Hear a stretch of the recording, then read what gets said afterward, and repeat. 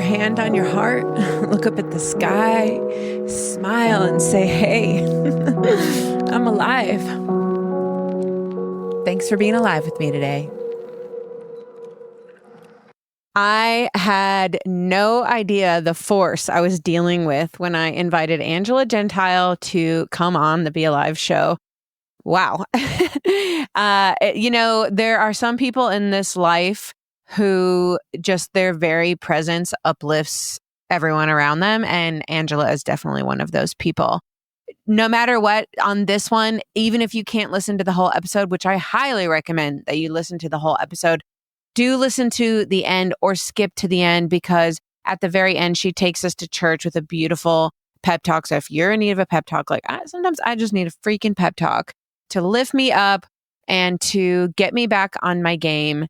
So this is Angela Gentile on the Be Alive show. Make sure you listen all the way through. This woman is a force. Oh my gosh, Angela. Yeah. Thank you for complimenting my pink muff color. And like I said, if you were in person, you would get to choose. I'd probably choose your color. Too. That's kind of my jams. Oh, you would? I hope I have another pink. I think I just have one pink, so we'll have to battle it out. That's cool. I can throw down if I need to.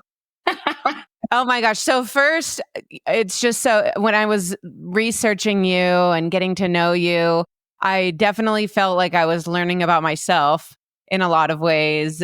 So my first question is, what is your sign? I'm a Leo. Oh, you're a Leo. Okay, cool. I was going to say Aries, but Aries and Leo are the two, I think, hype signs. Yep.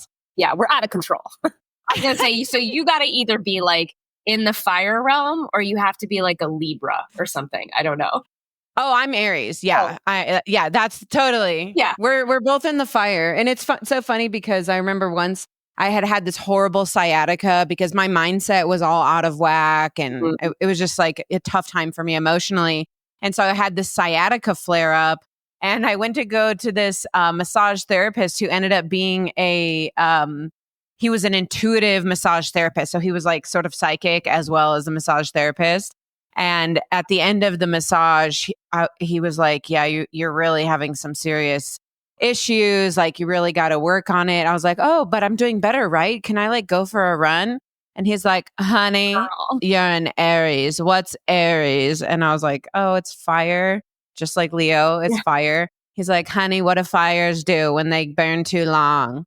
They burn out. Honey, you're burned out. There's no running. Take a break.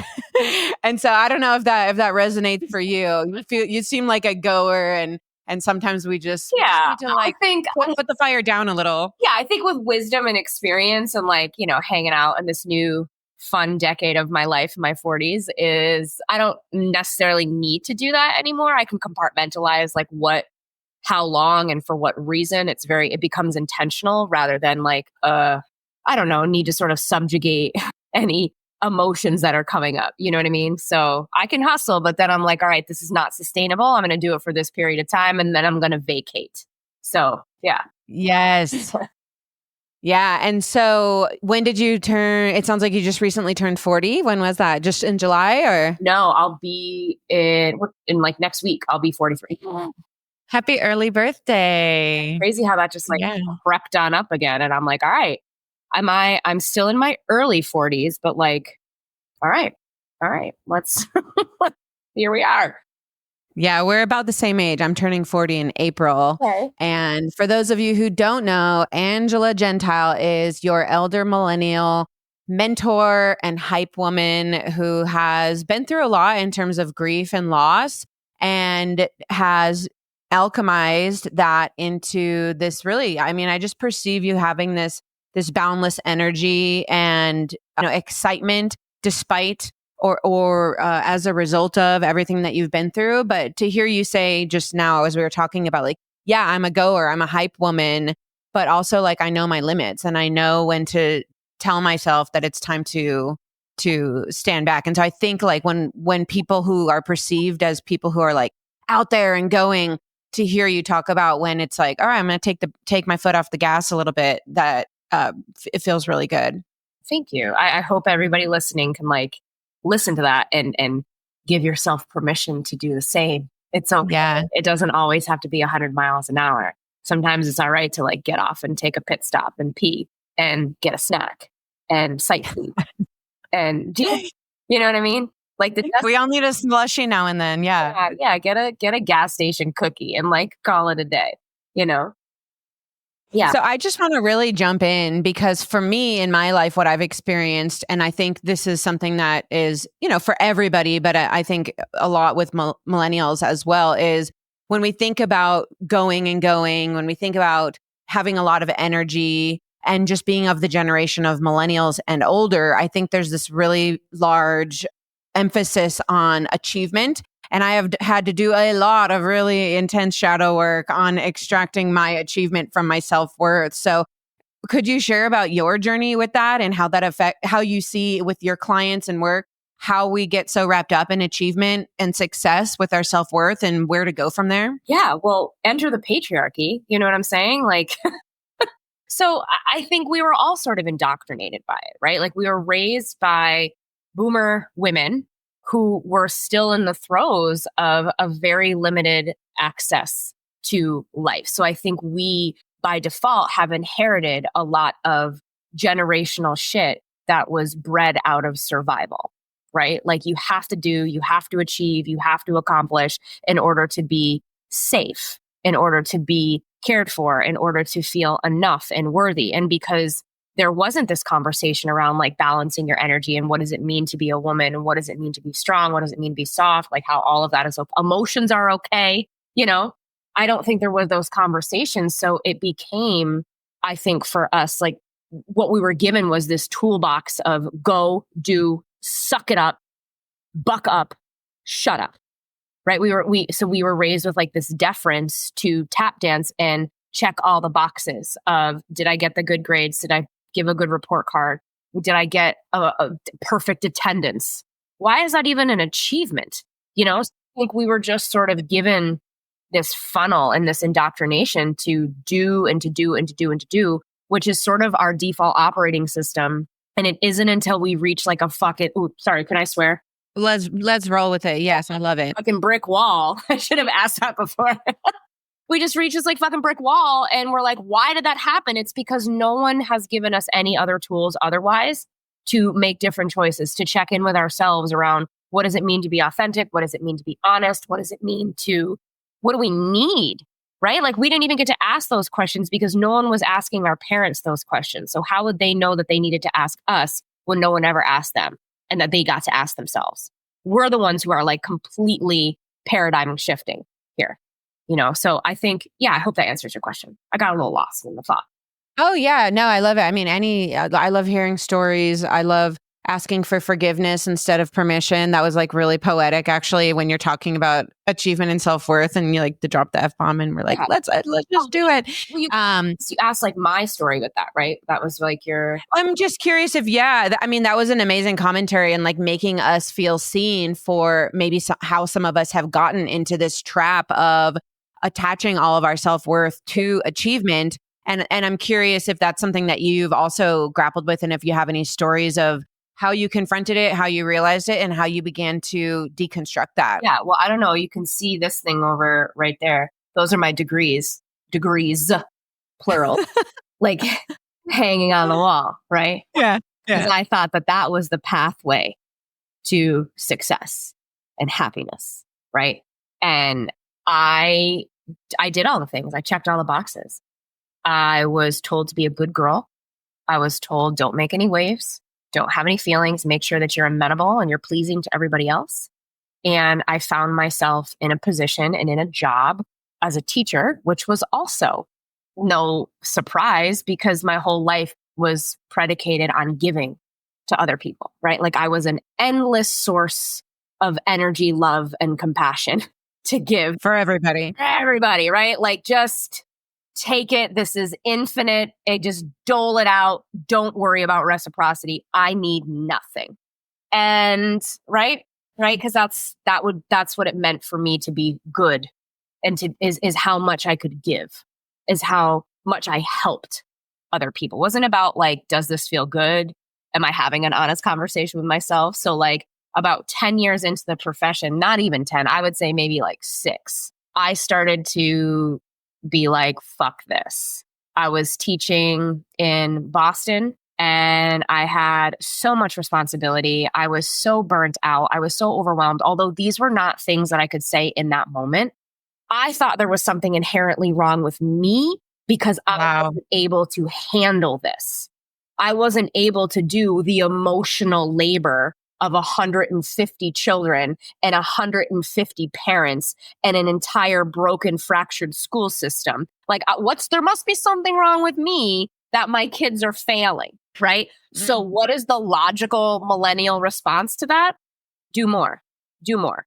So I went back to school. And I got master's degrees and I was like running marathons for charity and I was doing and I was doing and I was doing and I was dying. I was dying on the inside. Everything about me was muted and just sort of like submersed into who I thought I should be, who I thought I needed to be, who I thought I should become. And it wasn't like what was really speaking to me. So this like big, crazy Leo fire energy, absolutely not. It was tone it the fuck down so that you can be this like caricature of a school marm and who you're supposed to be and how you should act and like act like everybody else. And that over time just eroded my self-worth because I just kept feeling like there must be something wrong with me because I'm too much, because I can't do this, because I'm emotional, because I'm sad, because this sucks and this is stupid and I don't want to do this anymore. So there must be something wrong with me. And my like awakening and reckoning was when my father died suddenly. I could no longer like hold on to making sure that everybody was okay at the expense of myself, my soul, my personality, because I was so broken, open in the best way of like having better conversations with my feelings and my needs that I was like, wait a second. None of this is mine.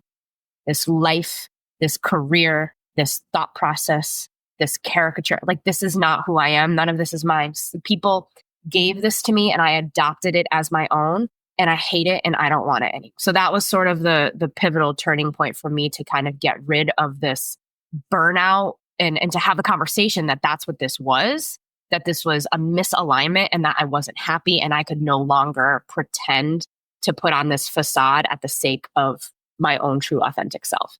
Wow, that's absolutely beautiful and obviously just a really big trajectory and moment in your life. And so I have a couple of one comment and one question. So my comment is like, first, isn't it interesting how you give the example like you're getting degrees and running marathons and doing all this stuff to get approval, to make yourself worthy, right?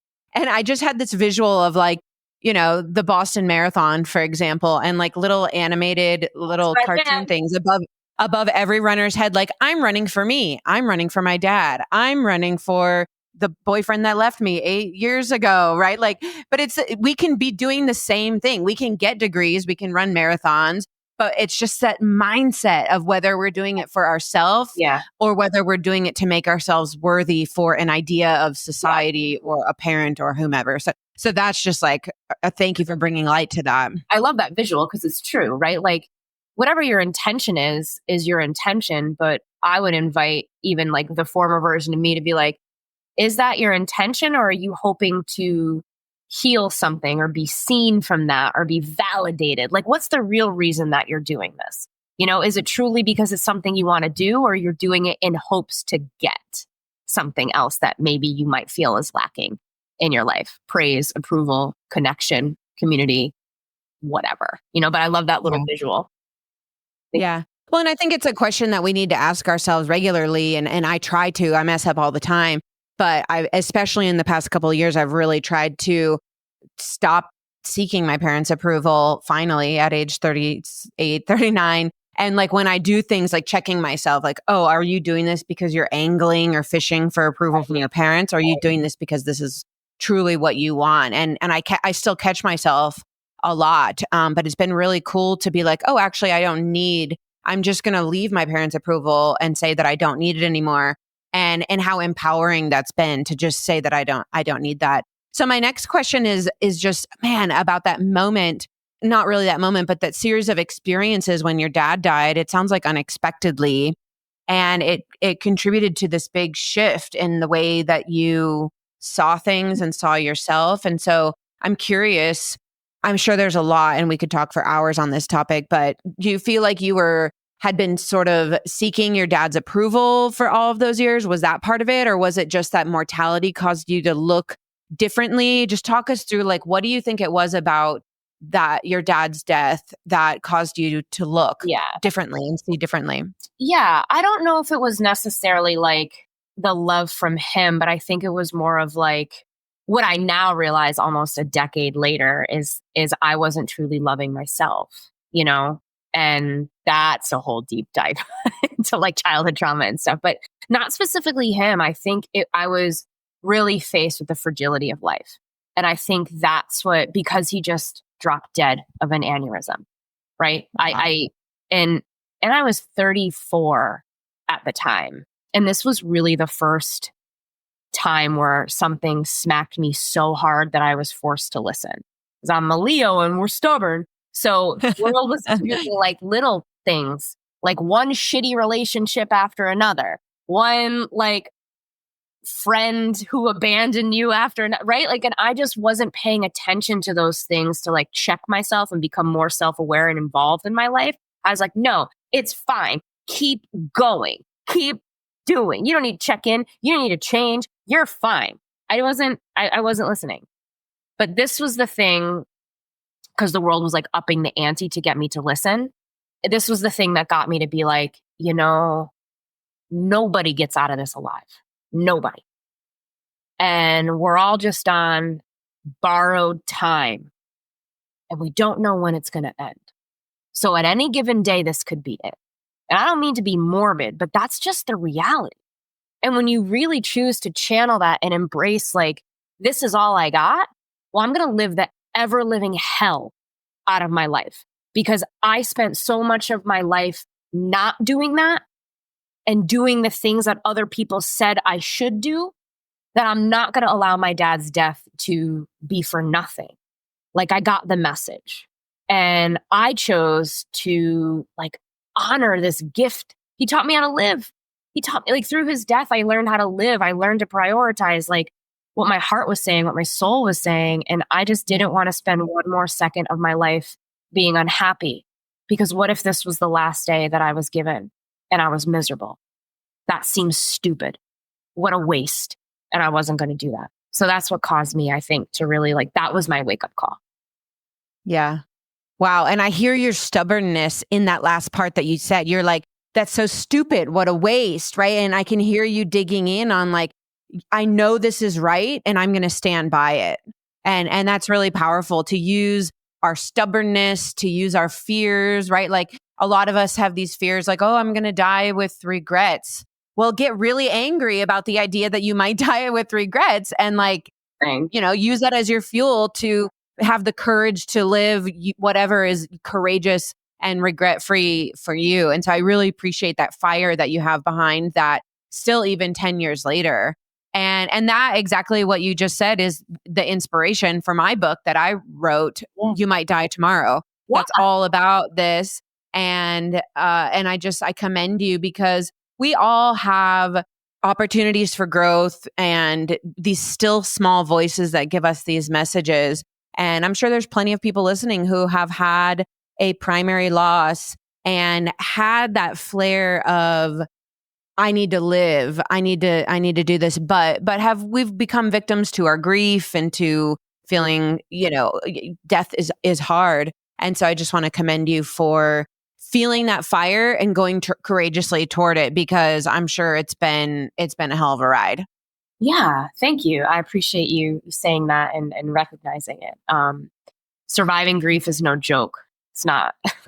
This is the biggest challenge, and it will forever be a daily struggle. And I think sometimes our grief doesn't have to be like the loss of a person. It can be any change or any life moment where like your expectations and your reality don't match. And it can be in that moment when you're like, well, what am I going to do about it? This is what I wanted. This is what I thought my life would be like. And it's not. Do I complain, wallow in my victimhood, get mad, blame?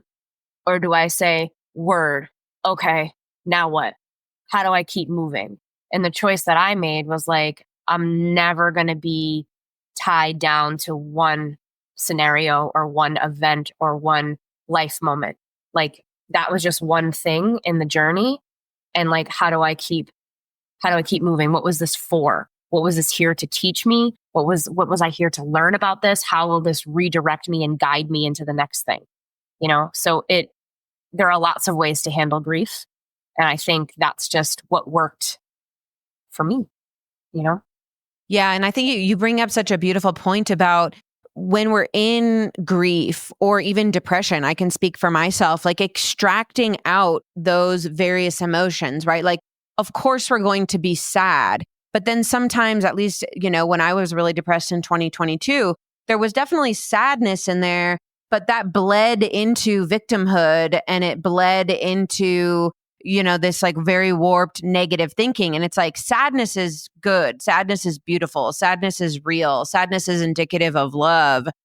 But grief and a warped pattern of negative thinking, they sometimes bleed together, but extracting those out and noticing where we're bleeding from sadness into victimhood and then catching ourselves like you just recommended, I think that can be valuable. No, it's true. These moments are here to be your big teacher.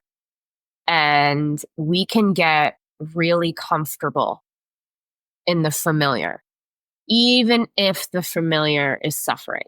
And when we stay in that comfort of our own misery and our own suffering, that begets more of the same. So then we become a self-fulfilling prophecy of why me? And then another sack of shit life event will happen and it'll be like, well, see, I'm not deserving of anything else. You know what I'm saying? So doing the hard thing and the brave thing is doing the necessary thing for your growth. And you can choose to suffer. What's the Brene Brown quote? You can choose comfort or you can choose growth, but you can't have both. So Right. you can choose the comfort of your suffering or you could choose change and growth. And that's hella uncomfortable. That's wild. That's gritty. That's like a knockdown, drag out tiger fight. Like that's but worth it. Because on the other side of that is like all of the beautiful things that you have been seeking. The life that you desire, the life that you want is on the other side of like the nasty, dark, naked and afraid tunnel that you're in.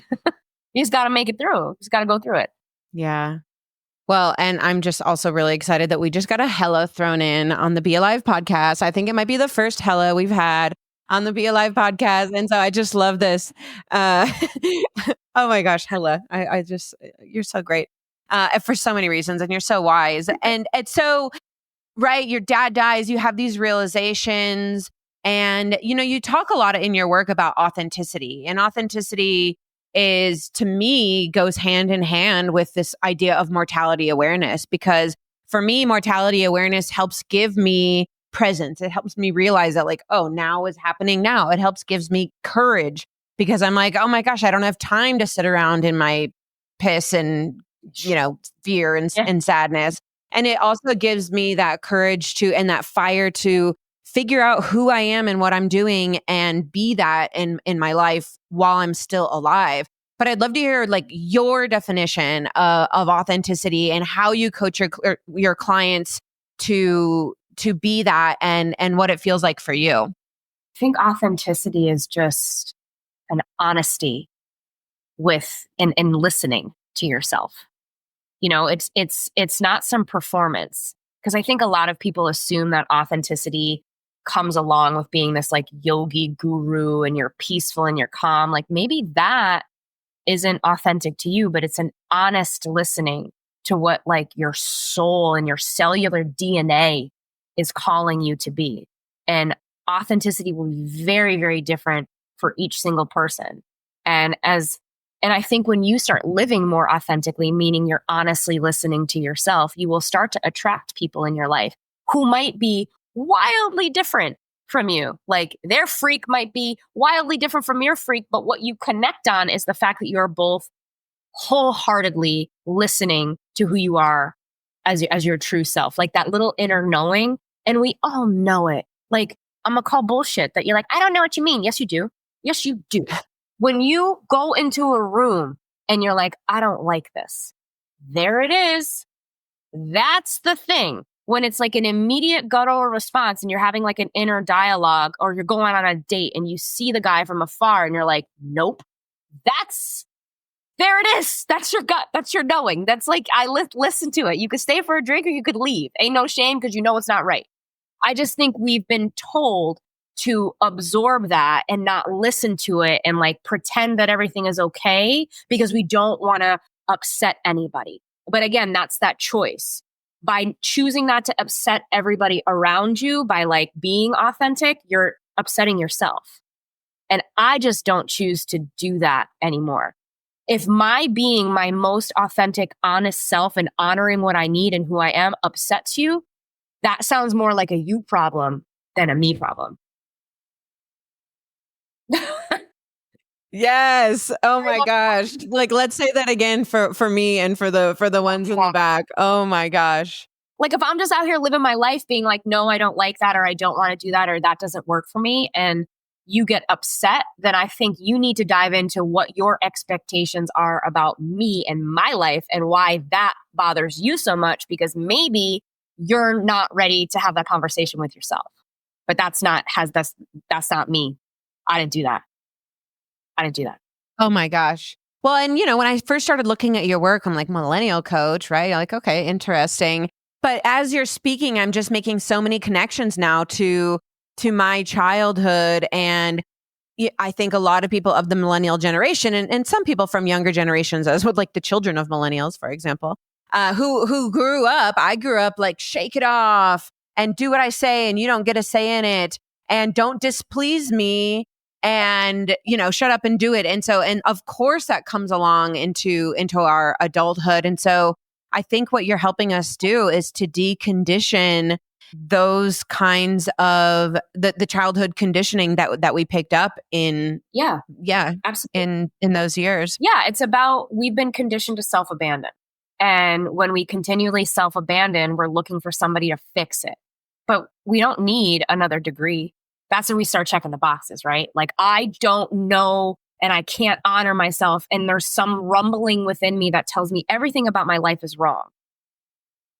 But instead of listening to that, I'm just going to continue to do what I do best, which is self-abandon what I really feel and go on a pilgrimage to make everybody happy by getting the degrees and buying the house and doing the thing and getting the lashes and the hair. And like, I'm not saying you can't do all of those things, but when you're doing them as a way to not honor what you need, then they just become a performance. Yeah. They're like the shadows, the Play-Doh shadows on the wall. Like, that's not real life. That's just an interpretation of what you think of what you think life should be based on what someone told you should do, not necessarily honoring what you think you need to do, what you believe and what you're called to do. And then your whole life becomes performance. And if it's a performance, it's not yours. So if someone is listening to this church moment, like Angela's taking us to church right now, and is like, oh my gosh, yeah, I'm totally living for what my parents are expecting of me, or what society is expecting of me. And as I look around my life, I'm not sure what I'm doing for me or what I'm doing for other people. What do they do? What are some things that they can do to start to figure out who they are and live that way? Well, I mean, congrats for getting to that conversation. Congrats, because a lot of people don't have the balls to do that. So I think if you're starting to have the rumbling within you of like, I hate this, I want to crawl out of my skin. It's like the jump out of your skin moment when you're like, I don't want this life anymore.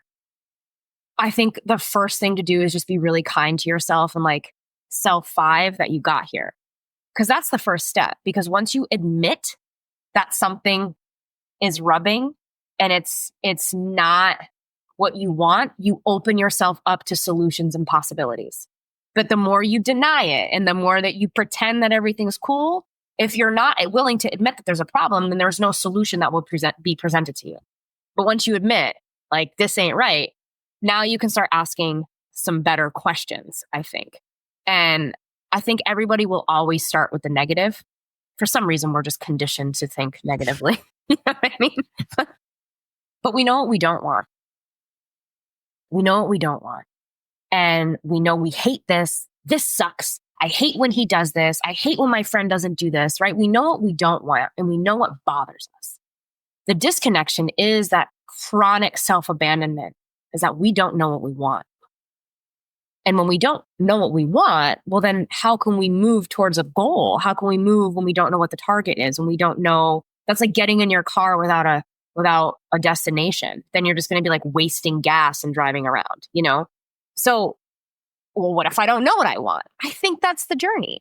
That's the journey of trial and error, of like getting to know yourself, just like you would a partner in dating. Like you would want to go on a date. You would want to try new things. You would want to ask this person some questions. And the same applies to getting to know who you are, because you've abandoned this person at 8, 9 years old.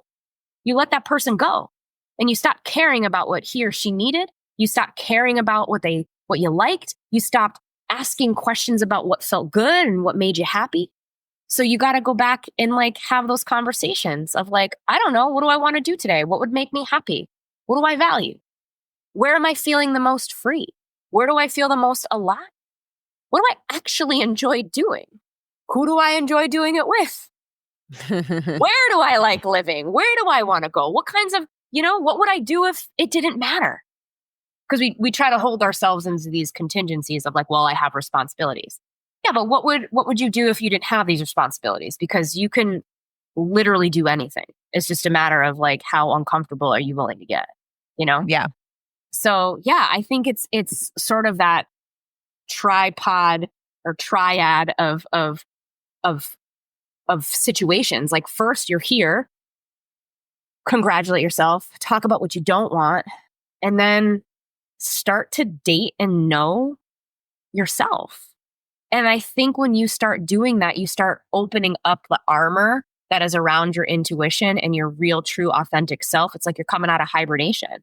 And the more that you listen, the more that you practice, the more that this will become part of your daily, everyday practice and DNA. You know what I mean? But it's hard at first because you're just out of practice, because you might be in your late 30s and you stopped being your real, authentic self when you were 7. That's a long time to leave somebody alone. That's a long time. And I always love thinking about I think a lot of people like to say, oh, this is a neurological thing happening, or, oh, this is a spiritual thing happening. But I always like to think of like the spiral of them both happening at once, right? Like there's some brain element or, some neuroplastic element to us denying our intuition. For 20 years, our brain just gets used to bypassing the intuition and just going to the cognitive, or just going to the fear, or just going to the negative thought pattern. But there's this beautiful spiral of change that happens when we start to do things a little bit differently, and we retrain our brain and we retrain our spirit to get to know ourselves and to listen to our intuition. And then, like you said, it gets easier over time. Well, we're just so wildly, like, we start off being like incompetent and unaware because we don't know what we don't know, right? But once you know it, you recognize how much you suck at it, right? So we're just like wildly incompetent and aware that we suck at it. And then you become like aware that you did it. You become aware that you like consciously were involved in the process of change, and you're like moving through it, and then you do it second nature. Yeah. Right? You just become so well practiced at doing the thing that then you don't even think about the fact that you're doing the thing. So it's sort of the cyclical process of growth. Like, you don't know what you don't know, but once you realize you know it, you start practicing until that becomes something you do know without thinking, with just habit.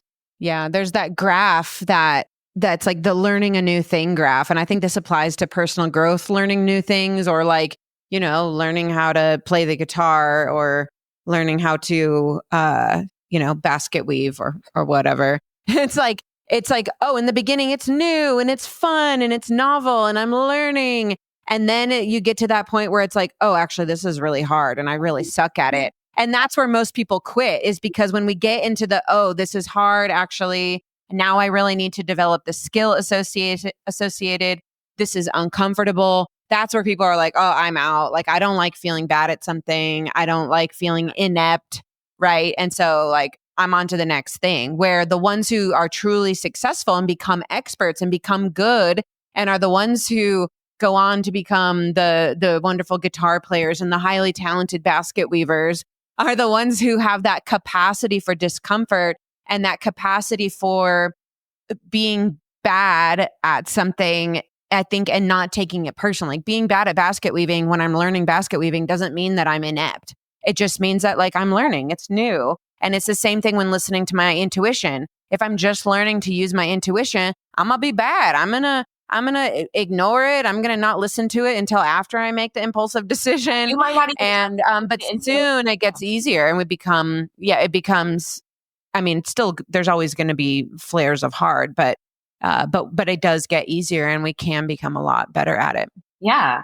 It's the process, and it's being able to like be present and conscious in the process too, because think of it like every time you're asked to change, you get into the fork in the road. And it's either do the same shit you've always done, take a left, or this kind of like unmarked territory to the right.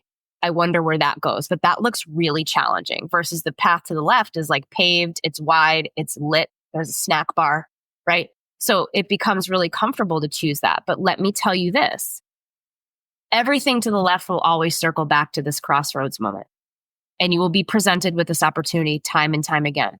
But the more times that you come to this crossroad, the opportunity to take that right gets more difficult because now that path is like grown in. There might be some poison ivy. Doesn't mean that it's impossible, but you just build. And if we take this analogy to like the real science behind it, this is you sort of concretizing, making it concrete. Is that a word? I'm going to say that it's a word. Concretizing. I like it. Concretizing. Right. Your neural pathways to perceived fear, to perceived threat. Like this is your fight, flight response. This is your autonomic nervous system, like protecting you. So the more that it does this, the more that it will continually choose this pathway preemptively before you're even faced with a challenge. And it isn't impossible, but this is what happens the more that you choose the same thing over and over and over again. So when you were saying of like why it's easier for people to, once they make the choice to change and be uncomfortably bad at something, that's just more of the neural pathway choosing the right. Every single time it gets easier to go to the right because you're now creating that neuroplasticity of like, I understand what growth is. I understand what discomfort is. I understand how that choice will pan out. And it's less scary because I know it. And I've been here before, So if you are in that crossroads and you're like, change over here or the same shit leading me to the same life that I don't want, like back here. Time and time again. And then you're going to be 30. And then you'll be 35. And then you'll be 40. And then you'll be your mother who never made another choice. You know what I'm saying? Who's 65 and still miserable. Like, it's up to you. It's up to you. But just know, like, it will always lead right back here until you do the brave thing that the universe is calling you to do. That was such a beautiful metaphor of the road and then it looping back. And it makes me think about how if we can continue to choose, and it's not always like, always be uncomfortable, always, like we want to like have snacks. Like I love that you're all about the snacks. Like sometimes we just want to sit and have snacks and we want to just like stay in bed. But if we do choose that discomfort with some regularity, it doesn't need to be every time. Yeah. Then in that we can become more comfortable with discomfort. And every time that we choose not to, like you said, with that beautiful path metaphor, we're making the what's wrong with us more comfortable for us. And we've all been in that. There's that amazing saying that's like, our nervous systems will always choose a comfortable hell over an unfamiliar heaven. Yeah. Because I'm not saying there's not snacks to the right. There's just unfamiliar snacks. There could be way better snacks. Yes. You just don't know. Like, that's what I choose. Japanese 7-Eleven snacks. You ain't seen them, but they're good. Yeah. Organic over here. Because that's what I choose to believe. Like, a lot of people become like paralyzed and they're like, well, of fear. I tend to be like, fuck it. How bad can it be? It can't be any worse than this. So what if it's better? what if it's better? And that's what I think. And that's why I don't look at risk as like fearful. I'm like, what if it's awesome? What if it's everything that I've wanted and more? What if it's something I didn't even know was possible? What's the worst that can happen? I end up right back here in the same place and then I make a different choice. Cool. Cool. Then I got wisdom and a couple tools in my toolbox and different snacks. You know what I'm saying? Yeah. Oh my gosh. That's so beautiful. And I feel like you really are this incredible hype woman, but you're also so wise. And I want people to know about your the rest of your work, right? So you do coaching and of course you make content, and tell us about what you do with, I mean, it's essentially somatic work, but you do a lot with fitness and how that affects your mindset and how that affects your clients' mindsets. Yeah. So when I was in my healing journey, after my dad died, and I was like, I hate this over here. But then it became sort of this trial and error amalgamation of like, I like all of these things. How do I hybrid them together? And I created a brand called Sweat Remix. And it really does fuse like neurolinguistic breath work, somatic breath work, mindset meditation with actual physical release. So not only, it's like a very holistic mind, body, soul experience to help you build connections with your body, with your breath. What are you feeling? Where is it in your body? Where does it live in your body? And how can you rage it out? How can you like consciously give yourself permission to use something challenging like a workout to move through discomfort? And if you can do that in the workout, then guess what? Same process applies in your life. So with that fitness brand, I used to teach 1 million classes a week, and now COVID has made it automated. So it's a very like on-demand, self-directed program. And what I've done is now pivot into more quieter things for my body.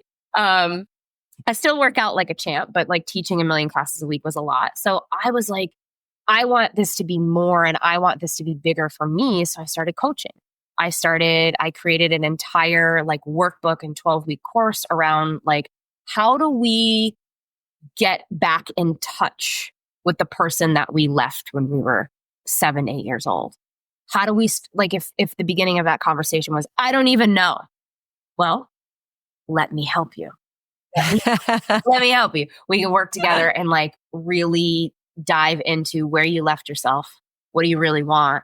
And how do we make a plan moving forward so that you are living this like authentically, beautifully aligned, honest life that you don't want to crawl out of your skin from. Like you're actually pumped to get up in the morning and like work feels good, life feels good, responsibilities feel good because they're ones that you choose, not one that you feel like weighted on by should. So I have an entire coaching program. And then I also do a podcast as well and speaking events. So I do a lot of like workshops and like corporate workshops and speaking engagements just about like what we're talking about with more like tangible takeaways and worksheets and decks and PowerPoints and all of that. So yeah, just and tell us the name of your podcast so that everyone can give you a listen. Yeah, The Empowered Millennials, and it's just stories, my personal stories. Like I feel like all this stuff happens to one person. I'm like, okay, I am put on this earth to share this and to tell this story. So it's like my life events of being like a single child-free millennial and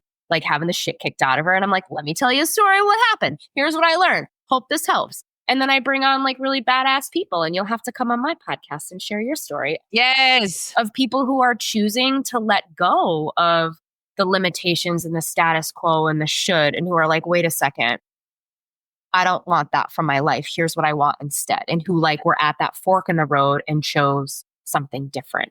And I think these stories and this conversation and having a platform, you know, is really important so that people can get what they need for their own survival guide for when they are faced with a really catastrophic choice of, oh shit, what do I do? How do I go? And like, if my time is limited, what do I do in this life? How do I make this choice? These can just be resources, you know, to help make that happen.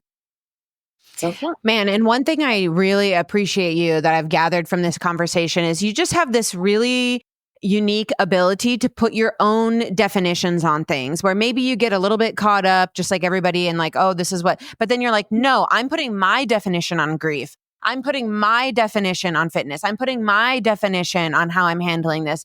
I'm putting my definition on inner child work, because you think inner child work and you're like, oh, this is going to be this really like intense, sad. And you're like, and Angela comes in and you're like, no, actually, this is going to be empowering. It's going to be big. And yeah, it's going to be a lot of work too. But I really appreciate how you move through these things and make your own definitions, because it's so empowering to cast off trying to please everyone. And if you're listening and you're a coach, or you at work, you're really trying to please everybody, I think one inspiration that I'm taking from talking to you, Angela, is just like, we can't please everybody. Right. And like, let's say you're a Leo and you know, as you are, right. It's like, maybe I'm going to be a coach for the Leos and the Aries, but I'm not going to be a coach for the Cancers because I'm too abrupt for I'm making this generalization. I'm not saying you are, but it's like, okay, fine. That means that you're a coach for all the Leos and Geminis and Aries in the world. And like, that's amazing. Yeah. But just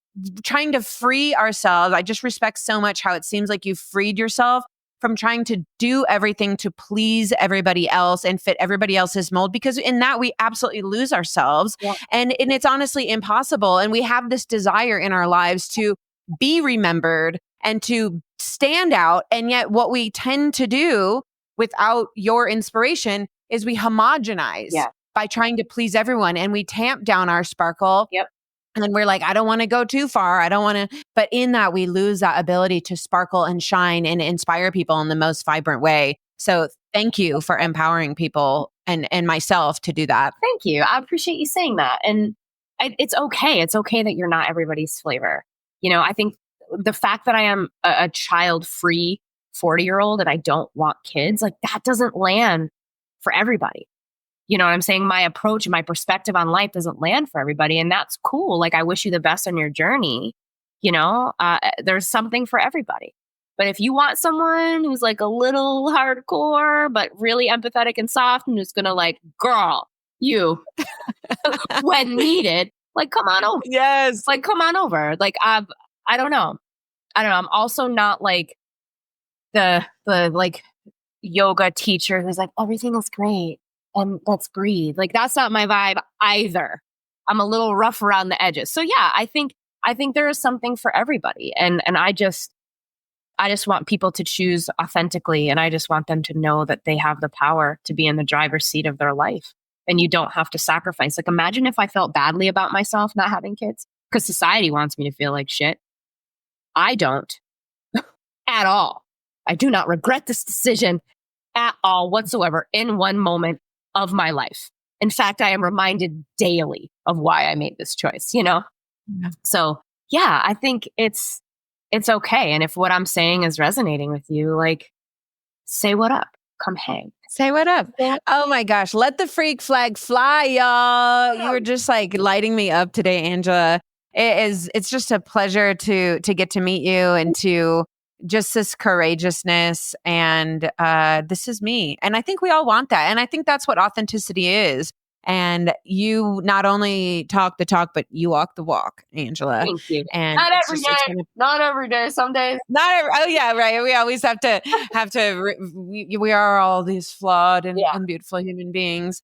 And but yeah, thank you for being you. And I'm gonna come on your podcast. We'll have because I just want to hang out with you more. You light me up. And it's been. Do you have a pep talk? Maybe I feel like I'm really pretty good at pep talks, but I feel like you're epic at pep talks. If you have a pep talk for the person who's been listening today, I'm putting you on the spot here. But if you could conjure a pep talk right now to take us out, I think that would be like really amazing. Yeah. Ooh, okay. On the spot pep talk. Okay. Here's my little hype tip. Like, you are always in control of your life. I want people to know that this is not your grandmothers, your mothers, or whoever came before you. Each one of these people in your life did the best they could to get you here to this moment. And I think it's important that you turn around and you say thank you, and you take the baton and you run like a motherfucker to the core of who you are and towards the life that you want and that you love. And that it is 100% completely possible. I'm crying. I have chills. That's it. Sparkle, sparkle, sprinkle, sprinkle. Angela, you're the best. Thank you so much. For having me. It was a pleasure. I'm going to email you to get you on my show too. So thank you, everybody. Thank you. Hey, y'all. Thank you so much for listening to this episode. If you are watching this, I have the camera down so that you can see Pajamas right here. She's just snoozing away. I'm here with Pajamas to say thank you for listening. Thank you for watching. Thank you for being here and being part of this community.